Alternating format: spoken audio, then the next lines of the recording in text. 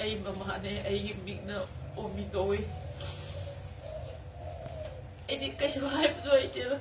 Hajway di ay di sado tanupyo. Ay nanumitahi mo doon ay di sado yengalan siya man. Ay di mayaw na di ay himbing ka na di ay di. Ay di kayo hajway di ay sado tanupyo. Ay sado tanupyo doon na di. Mayaw na matong nasusubo siya mo na toon di gano. Isang may si kau mo di ka nakakang na mamasada pa na minadi ka ko eh. Ay isa lang pa nga eh. Isa na hilay niya na pugi mo.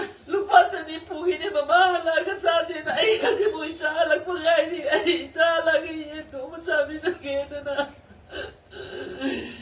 Matuna mo na sutawad bigano masagi may si mga paway mabinawa mo si tuwag na maminadi kagwaye at huwag ay nadiwaye ay kay siya pabalay niya ay isano na di tatupyo ay ano na tanay kaya ay may di ay isano na di tatupyo ay